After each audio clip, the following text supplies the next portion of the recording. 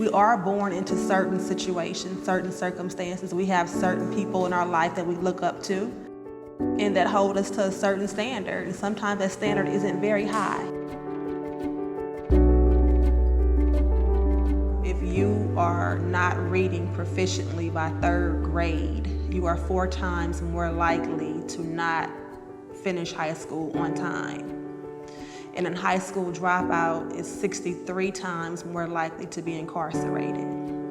That's a big deal. Historically, Black people are gonna learn more with sing and dance and theater and the arts. And that goes back to our African heritage. But the school system in America was not set up to teach us that way. It was set up to teach European children. So when you put a Black child in the class that was set up to teach European children and he wants to get up and dance and sing, that's seen as a problem instead of it being embraced, or the system and the education being tailored to that way of learning. They're made to sit down, be still, be quiet, and learn this way, and that's just not how we learn. And it's nothing we can do about it. It's nothing we can do about it. That's why that same child that can't read can recite every word to his favorite rap song, because it's the rhythm, it's the beat, it's how we set up. But the education system is not set up to teach our children that way.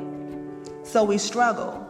Educators have such an opportunity to instill in children confidence and life lessons that go far beyond the classroom. Yet it's such a missed opportunity so many times. And not necessarily because their hearts don't want to be there, but because they have 30 kids in the class, they have a lack of resources, they have children that have all kind of backgrounds and behavioral, challenges that they're not necessarily equipped to deal with. 80% of the public school teachers are white. So if you're teaching Black males or Black children and you don't really know any personally, all you know is the media perception. All you know is what you've seen on TV, what you've heard, what you've read. So you may have a prejudice that you don't even know you have.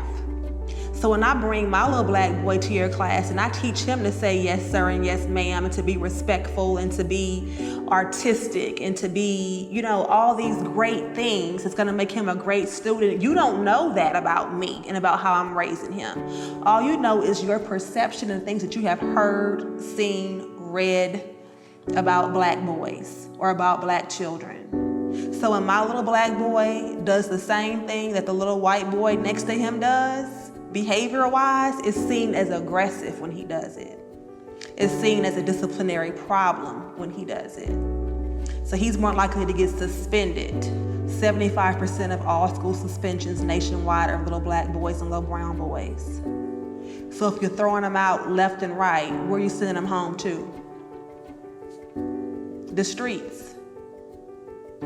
If their parents are working, they're at home and there's no guidance. Who's home? So it starts right now, while you're 5, while you're 6, and you have these big dreams. Somebody has to let you know, number one, that you can do that. You can be anything you set your mind to be, and also give you the tools to do it.